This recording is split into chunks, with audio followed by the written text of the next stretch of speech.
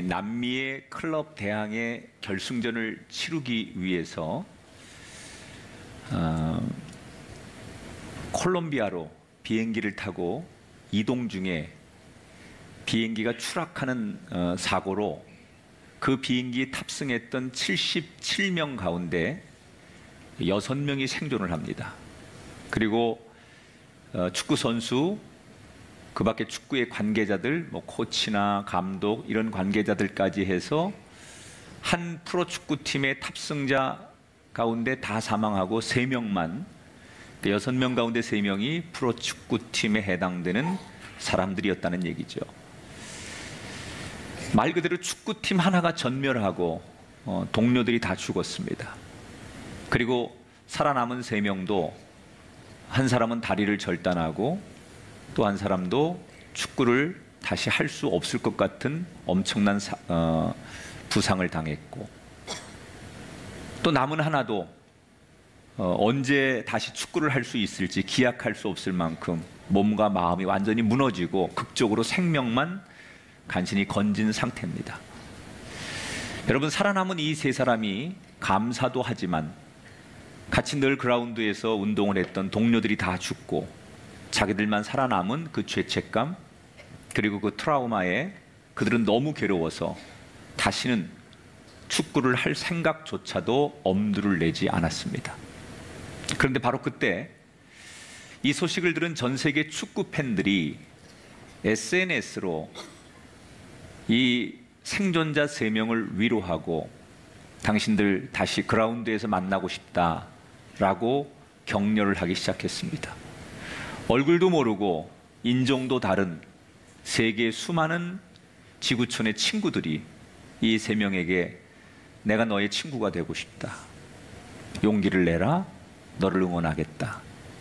그래서 그 수 없는 세계의 많은 응원의 메시지를 보내는 사람들의 힘을 의지해서 이 3명이 열심히 재활을 하기 시작합니다. 그리고 드디어 올해 8월 8일 FC 바르셀로나라는 유럽의 명문 클럽팀이 자원해서 이 팀하고 친선 경기를 치르겠다고 해서 감격스러운 친선 경기를 치르게 됩니다.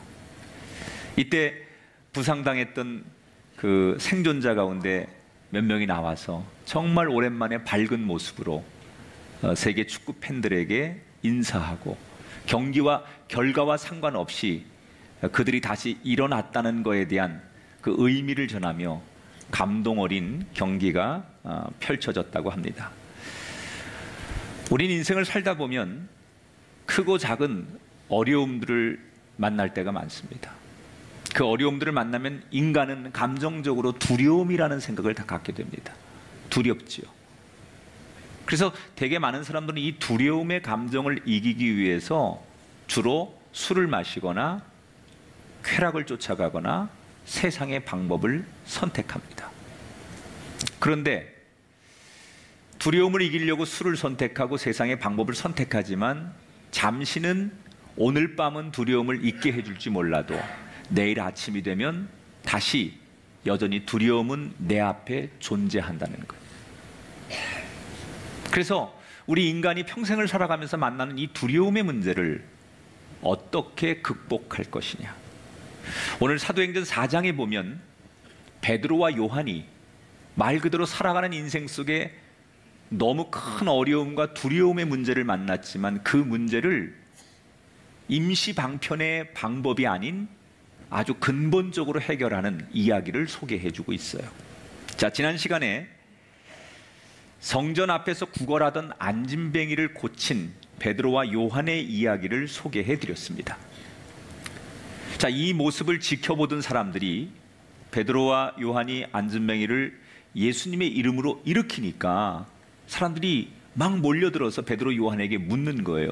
도대체 이게 어떻게 된 일이냐? 당신들에게 도대체 무슨 능력이 있길래 이런 일이 일어날 수 있는 거냐? 예수님이라고 하는 분은 누구냐? 이렇게 사람들이 자원해서 베드로와 요한에게 복음에 대해서, 예수님에 대해서 관심을 갖기 시작했어요. 이때 베드로가 아주 중요한 은혜를 하나 우리에게 남겨주지요. 사람들이 베드로와 요한을 주목해서 당신들 참 대단한데 당신들에게 무슨 능력이 있는지 가르쳐달라고 막 사람들이 열광할 때 베드로와 요한은 하나님의 영광을 가로채지 않아요.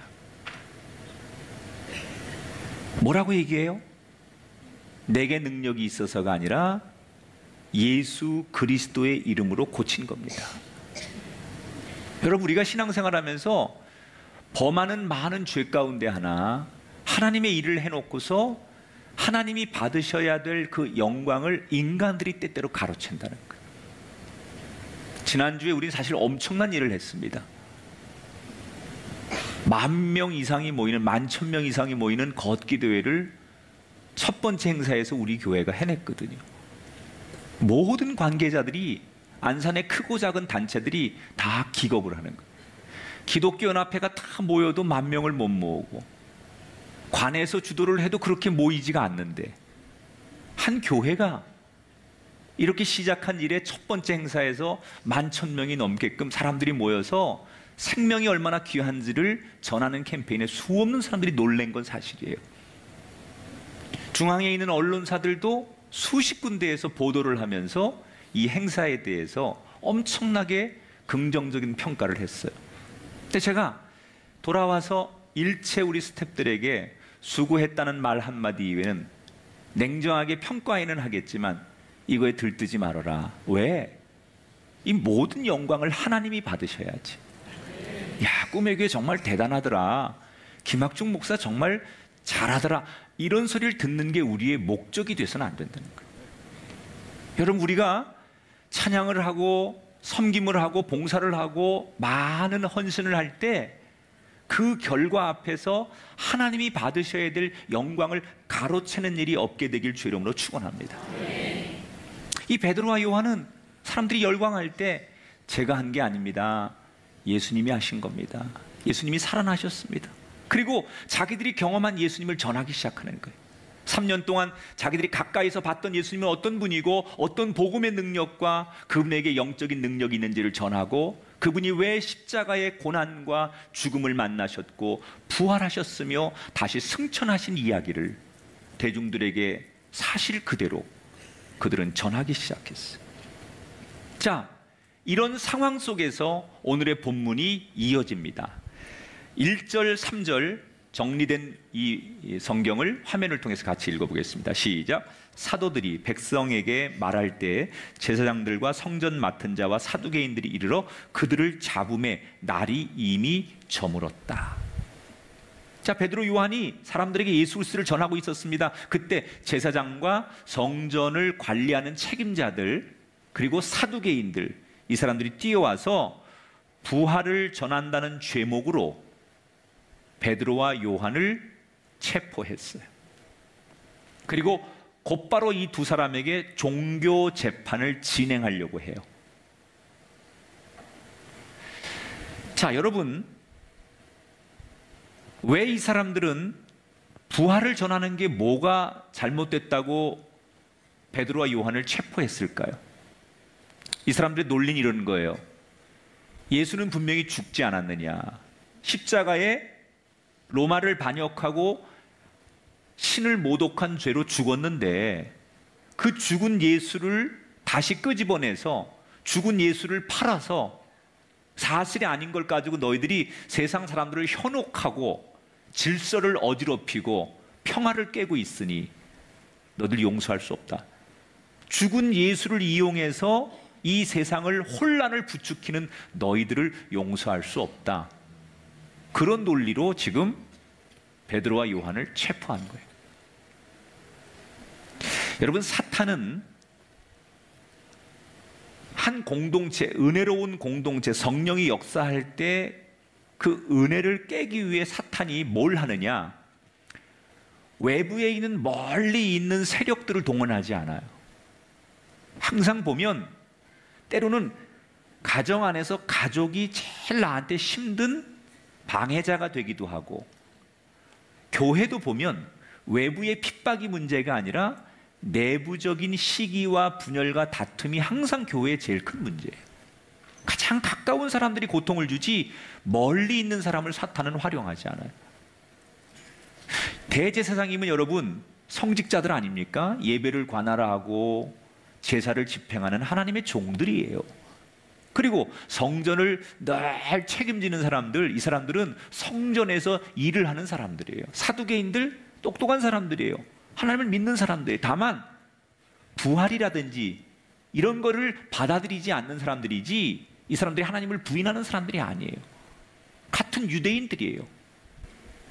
로마의 지배를 받고 있는 이스라엘이 같은 동족끼리 힘을 합치고 서로 위로하고 감싸줘도 될까 말까인데 같은 동족끼리 고발하고 고소하고 분열하고 시기하고 미워하고 지금 그런 일이 생긴 거예요. 외부의 적이 아니라 내부의 분열과 시기와 다툼, 이걸 우리는 비뚤어진 영성이라고 해요. 교회를 다니는 분들이 열심히 하죠. 자기 기준으로 주일도 성수하고 어떤 직책을 맡기면 참 열심히 해요. 그리고 정말 규칙을 지켜요. 그런데 뭐가 문제냐? 비뚤어진 영성을 갖는 분이 있어요. 열심히 안 하는 게 아니야. 차라리 교회를 안 다니거나 이단이거나 외부의 세력이면 딱 규정이 되는데 그게 아니고 분명히 같은 교회에 있고 같은 공동체 안에 있는데 그게 우리를 불편하게 하는 거예요. 잘못된 비뚤어진 영성이 기준이 잘못된 거죠. 하나님이 기준이 되는 게 아니라 자기가 기준이 되어서 자기 의가 옳다는 거죠. 지금 제사장들과 성전 맡은 사람들과 책임자들과 사두개인들이 바로 그런 사람들 아닙니까? 자기의 기준으로. 자, 조금 더 들어가면 누가복음에서 이미 한번 언급을 했듯이 왜 이 사람들이 그렇게 예수님과 예수님의 제자들을 미워할 수밖에 없었느냐? 이유는 지금 많은 사람들이 예수님을 따르고 예수님을 믿는 것은 이 유대 종교 지도자들의 입장에서 보면 자기들이 누리고 있는 힘을 뺏긴다고 생각하는 거예요. 적어도 예수님이 활동을 하기 전까지는 이 유대 땅에서 종교적인 권력, 뭐 그게 성전에서 예배를 드리든 어떤 뭐 세금을 징수하든 어떤 법을 제정하든 모든 힘들이 이 유대 종교 지도자에게 있었어요. 그런데 어느 날 예수님이 딱 나타나면서 자기들이 가지고 있던 모든 힘과 질서가 예수님께 막 빠져나가는 거예요. 이걸 견딜 수가 없는 거죠. 다 자기들 손에서 움직였던 것들이 지금 자기들이 통제가 안 되는 상황으로 가니까 그 예수님의 인기가 끝없이 올라가고 예수님을 따르는 사람들이 너무너무 많아지기 시작하니까 방법은 한 가지밖에 없었어요. 예수를 죽여서 원인을 제거하는 거였어요. 그래서 예수를 죽였어요. 말도 안 되는 재판이죠. 예수님을 재판했던 그 산헤드린 공회, 그 다음에 로마의 재판은 재판에 ABC가 없는 재판이에요. 여론몰이 막 갖다 뒤집어 쓰여가지고 그냥 곧바로 처형하고 있을 수 없는 일로 예수님을 죽인 거예요. 힘의 논리에 의해서. 자, 이 사람들은 예수를 죽이면 다 끝날 줄 알았어요. 그러면 다시 자기들이 원하는 것을 누리고 자기들에게 힘이 주어진다고 생각했어요. 그런데 웬일입니까? 예수 죽이면 끝날 줄 알았는데 예수를 죽였는데 예수님보다 더 위험한 존재들이 나타났어요. 그게 예수님의 제자들이에요. 예수님만 없으면 될 줄 알았는데 그래서 예수님을 죽였는데 예수님보다 더 위험하고 더 활동적인 존재들이 나타나서 자신들이 가진 질서와 힘을 빼앗기게 생겼어요. 그래서 이 사람들은 베드로와 요한을 체포하는 거예요. 당장 종교재판의 회부에서 예수님에게 그렇게 죄목을 누명씌워서 죽인 것처럼 이 사람들도 죽일 거라고 계획하고 이 사도들을 체포했는데 그날 저녁에 재판을 못해요. 왜 못하느냐? 시간이 너무 지났어요. 저녁이 되는 거예요. 여러분, 지난 시간에 성전에 있는 태어나면서부터 안진뱅이를 베드로 요한이 일으켜 세웠잖아요. 그때가 우리 시간으로 몇 시라고요? 오후 3시예요. 그리고 그 사람들에게 그 다음에 이 안진뱅이의 간증을 듣고 그 자리에서 설교를 하고 이러는 과정 속에 이미 해가 저물었을 거예요. 그리고 베드로와 요한이 체포당했으니까 밤에 재판을 할 수가 없는 거예요. 그래서 일단 재판을 내일 아침에 하기로 하고 베드로와 요한을 감옥에 가두게 됩니다. 자, 여기 여러분의 상상력이 한번 필요한 것 같아요. 베드로, 요한이 여러분이라면 그 감옥에서 여러분 무슨 생각하시겠어요? 첫째, 밤새 한잠도 못 잘 거예요. 둘째, 너무 불안하고 너무 두려웠을 거예요. 지금 내일 아침이 되면 자신들을 재판할 사람들이 누구냐? 산헤드린 공회예요. 산헤드린 공회는 어떤 사람들이냐? 예수님을 죽인 사람들이에요. 그 당시 유대인들의 최고 권력 기구 중에 하나가 산헤드린 공회예요. 이건 70명으로 구성되어 있는 재판하는 사람들인데 전직 제사장, 현직 제사장, 그리고 그 사람들이 임명하는 사람들로 70명이 구성되어 있는 이 산헤드린 공회. 여기에 오늘 성경에 보면 안나스, 가야바나 이런 사람이 나오는데 이게 다 누구냐면 안나스는 전직 제사장이고 가야바는 그 전직 제사장의 사위예요. 현 제사장인데. 그러니까 쉽게 말하면 그 70명이 다 누구냐? 자기들끼리 가족들끼리 다 해먹는 사람들. 자기들이 임명하고 자기들 말 듣는 그런 사람들끼리 운영하는 최고의 권력기관이 바로 산헤드린 공회예요. 당시에 제자들이 제일 무서워했던 단체가 바로 산헤드린 공회예요. 왜? 이 사람들은 실제로 모든 권력, 모든 힘을 다 쥐고 있어요. 돈이면 돈, 인맥이면 인맥, 로마와의 결탁이면 결탁, 안 되는 게 없어요. 그래서 예수님을 죽였잖아요. 그걸 너무나 잘 알고 있는 이 제자들이 그 사람들에게 종교 재판을 받는 게 무서운 거예요. 당연히 무섭죠. 예수님처럼 죄가 있어서 죽는 게 아니라 죄목을 뒤집어 씌우고서 그냥 힘으로 밀어붙이면 자기들도 그 끔찍한 십자가의 처형을 당할 수 있다는 두려움이 당연히 제자들 마음속에 있었을 거예요. 그게 상식 아닙니까? 그렇게 불멸의 밤이 지나고 아침이 되었어요. 전 현직 대제사장들과 산헤드린 공회원들이 모두 모인 가운데 죄수들인 베드로와 요한이 끌려왔어요. 재판을 받는 거예요. 지금 모든 사람들은 뭘 상상하느냐? 베드로, 요한이 이 재판장 앞에 지금 재판관들에게 끌려올 때 그들은 벌벌 떨면서 두려워하면서 얼굴이 하얗게 질려가지고 제발 살려만 달라고 빌면서 그렇게 두려워하는 마음으로 들어오는 것을 다 상상하고 있는 거예요. 그런데 웬일입니까? 모든 사람들의 그 기대와 상상을 벗어난 행동을 베드로, 요한이 합니다. 우선 너무 당당한 거예요. 고개를 숙이지도 않아요. 벌벌 떨지도 않아요. 얼굴을 빳빳이 들고, 그리고는 오히려 얼굴에 옅은 미소를 띠며 그 70명의 재판관들 하나하나를 쳐다보며 해볼 테면 해보라는 식으로 당당하게 재판관들 앞에 걸어 들어옵니다. 보통 이곳에서 재판을 받는 사람들이 가장 익숙한 장면은 아무리 바깥에서는 별짓을 다 하고 강한 척해도 여기 들어오는 순간 벌벌 떨고 무서워하고 살려달라고 비는 것들이 익숙한 이 자리에 베드로, 요한은 그렇지 않았다는 거예요. 너무 당당하게 걸어 들어옵니다.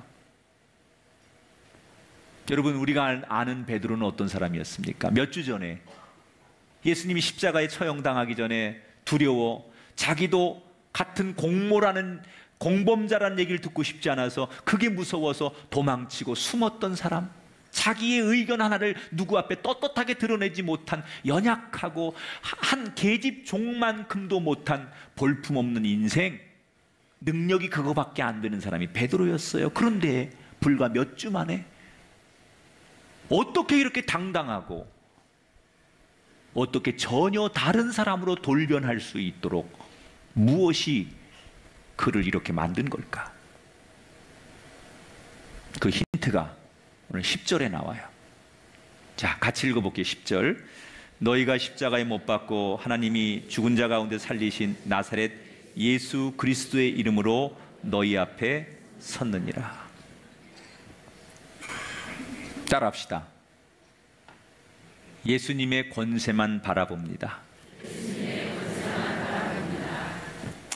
자, 지금 이 사람들이 나와서 뭐라고 그래요? 그 앞에 정말 무서운 존재들, 힘 있는 존재들, 그 재판관들을 의식하지 않고 뭐라고 해요? 우리가 오늘 당신들 앞에 서 있는 것은 예수님 이름으로 나왔습니다. 우리는 당신들보다 예수님만 바라보고 여기 나왔습니다. 여러분, 사람이 어떤 시선을 의식하느냐에 따라서 인생의 답은 달라지는 것 같아요. 지금 이 공회의 70인의 사람들은 자기를 바라보는 시선이 두 개가 있는 거예요. 첫째는 하나님의 시선. 하나님을 믿는 제사장, 성전 관리자, 사두개인들이니까 그들은 하나님의 시선을 의식하는 사람들이에요. 또 하나, 그들의 시선은 군중들, 여론, 백성들, 이 사람들의 시선을 보는 거예요. 그런데 이 공회 사람들은 하나님의 시선을 의식하는 것보다는 사람들이 뭐라고 하는지, 여론, 인기, 이걸 의식하느라고 하나님의 시선을 외면하는 거예요. 만약에 그들이 하나님의 시선을 똑바로 봤다면 예수님을 죽이지도 않았을 거고 지금 이 사도들을 붙잡지도 않았을 거예요. 하나님의 시선을 외면하고 뭐예요? 오직 세상의 여론, 사람들의 시선을 주목하다 보니 예수님을 죽이는 거예요.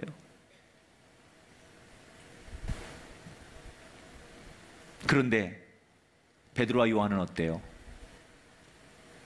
사람들의 시선을 주목하는 것보다 하나님의 시선을 두려워하는 거예요. 뭐라고 말해요? 예수의 권세로 나왔다. 결국 이 공회원들은 두 사도의 잘못을 끝끝내 찾아내질 못해요. 논리적으로 반박을 못해요. 그래서 공회원들이 시간이 가면 갈수록 자신들이 불리해지는 거예요. 마음은 급한데 죽여야는 되겠는데 온몸은 부들부들 떨리는데 저들을 제압을 못하는 거예요. 그러니까 이 공회원들 가운데 성격 급하고 물불 안 가리는 공회원들 몇몇이서 재판이고 뭐고 변론이고 뭐고 그냥 우리 말 안 듣는 저놈들 그냥 우리 힘으로 밀어붙입시다. 신성 모독죄로 예수처럼 죽여버립시다. 예수도 그렇게 죽였으니까 저놈들도 신성 모독죄로 그냥 밀어붙입시다. 죽이면 되잖아요. 그러면 다 끝나는 겁니다. 이러고 밀어붙이려고 합니다. 충분히 그럴 수 있죠. 그런데 공회원들이 결국 그렇게 못합니다. 죽일 수 있는데 못해요. 그리고 이 두 사도들을 잠시 휴정하고 밖에 내보낸 다음에 자기들끼리, 이 재판관들끼리 회의를 하는 거예요. 그리고 아주 오랜 자기들끼리 논쟁을 벌여요. 옥신각신하다가 어떤 결론을 내리느냐, 17절 18절에 나오는 결론을 내리죠. 같이 읽어볼게요. 이것이 민간에 더 퍼지지 못하게 그들을 불러 경고하여 도무지 예수의 이름으로 말하지도 말고 가르치지도 말라 하니. 자, 이 공회의 최종 결정이 뭐였어요? 사도들을 위협하고 경고하는 것으로 그들을 석방시켜주는 거예요. 다시 말하면 이런 거죠. 너희들 오늘은 풀어줄 텐데 밖에 나가서 두 번 다시 예수 언급하면 안 돼. 그때는 진짜로 죽어. 오늘은 너희들 운 좋은 줄 알아. 그냥 풀어줄 건데 밖에 나가서 두 번 다시 예수를 언급하지 마. 그리고 이 두 사도를 풀어줬다는 거예요. 아, 이 재판관들이 공의로운 재판관이고 뭐 법을 지켰기 때문에 그런 게 아니에요.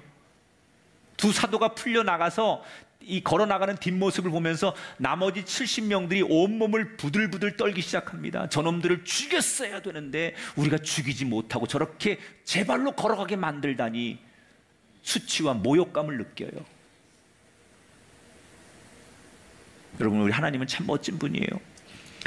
그들이 죽을 수밖에 없는 복음이 예수님의 능력이 전해지지 못하도록 막으려고 하는 재판을 오히려 만천하에 예수님의 부활과 예수님의 복음을 전할 수 있는 기회로 바꾸셨어요. 위기를 기회로 바꾸시는 거예요. 여러분의 인생에 이런 축복이 일어나길 바랍니다. 삶의 위기와 여러분 고통이 오히려 그것이 여러분 인생의 전화위복, 하나님의 기회가 되길 주 이름으로 축원합니다. 그러면 여기서 궁금한 거, 왜 이 사내들인 공회원들이 이 두 사도를 죽이지 못하고 온몸을 부들부들 떨면서 그들을 풀어준 걸까? 어떡하든지 죄목을 뒤집어 씌우고 밀어붙이면 됐을 텐데 왜 죽이지 못하고 풀어줄 수밖에 없었느냐? 이유가 있어요. 자, 21절에 가볼게요. 관리들이 백성들 때문에 그들을 어떻게 처벌할지 방법을 찾지 못하고, 누구 때문에요? 백성들 때문에 다시 위협하고 놓아주었다. 앞서서 말한 대로 이 공회원들은 하나님의 시선, 하나님의 뜻보다는 민심이 더 무서웠던 사람들이에요. 여러분, 우리는 세상의 눈길보다 하나님의 눈을 더 무서워해야 하는 사람이 그리스도인이에요. 언제나 하나님의 시선이 먼저인 사람이 되시기 바랍니다. 사람들 눈에만 좋으면 안 돼요. 하나님 눈에 좋아야 돼요. 그런데 이 종교 지도자들은 거꾸로였어요. 하나님의 뜻보다는 민심이 더 무서운 거예요. 그래서 지금 자기들을 이 재판 과정을 지켜보는 수없는 민심들이 있어요. 그 사람들이 뭐라고 말해요? 다 이 두 사도의 편이에요. 거기는 어떤 사람들이 와 있느냐? 어제 그 성전에서 안진뱅이로 있다가 고침받은 그 안진뱅이를 비롯해서 그 예수님을 믿겠다고 막 뜨거운 성령을 체험하고 은혜 체험하고 부활하신 주님을 만나고 찾아온 수없는 사람들이 지금 재판을 보고 있는 거예요. 바깥에서 소란을 피우진 않았지만 다 이들은 암묵적으로 베드로와 요한이 부활하신 예수님을 얘기할 때 예수님은 죽지 않았습니다, 살아났습니다, 그 예수님의 이름으로 기도하면 능력이 나타납니다, 이런 얘기를 할 때마다 뒤에 있는 군중들이 암묵적으로 동의를 하는 거예요. 맞습니다, 우리가 그 증인입니다.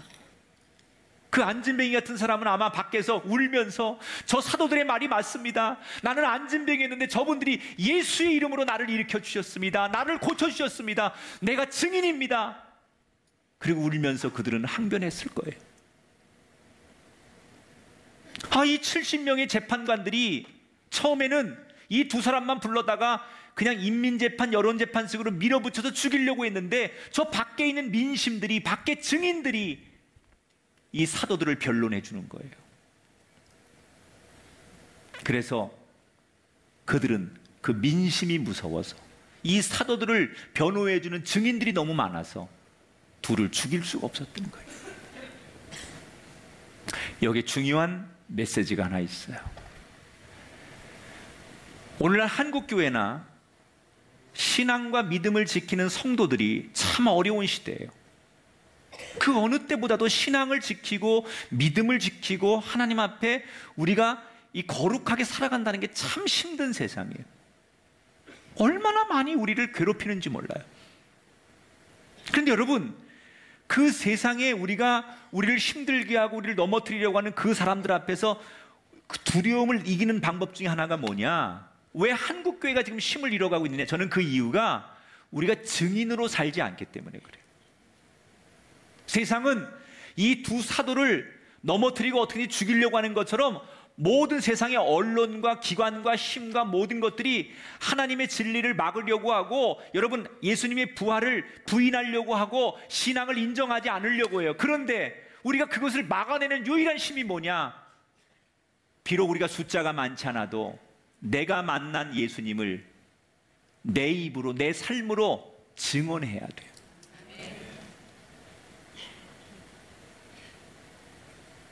어떤 어려움이 와도 맞다, 나는 그 예수님을 만났다, 내가 그 예수님께 구원이 있다는 것을 체험한 사람이다, 그 예수님의 은혜가, 내가 예수님의 이름으로 기도했을 때 이런 은혜가 임하는 것을 나는 믿는다, 이 증언된 삶이 우리에게 필요하다는 거예요. 근데 오늘 우리는 예수님을 믿기는 믿는데 증언을 안 해요. 증인은 안 하려고 해요. 나만 조용히 예수 믿어요. 우리만 조용히 예수 믿는 것으로 만족해. 아니에요.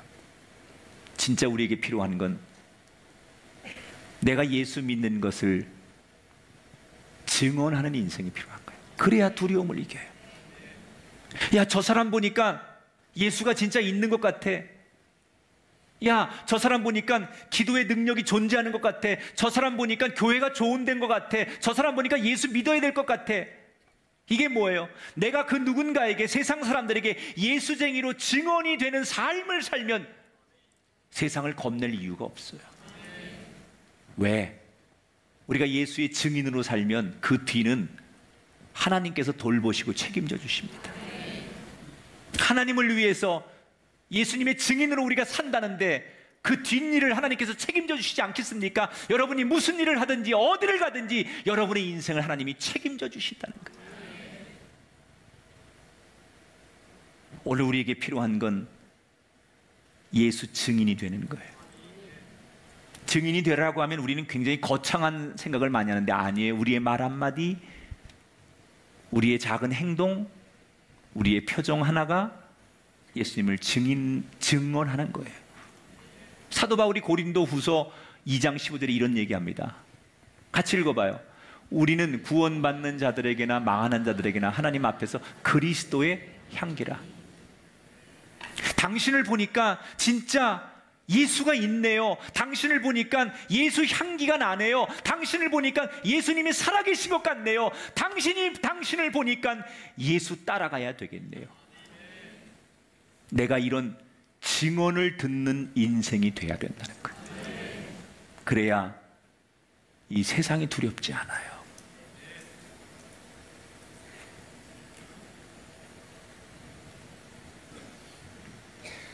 여러분, 우리는 자꾸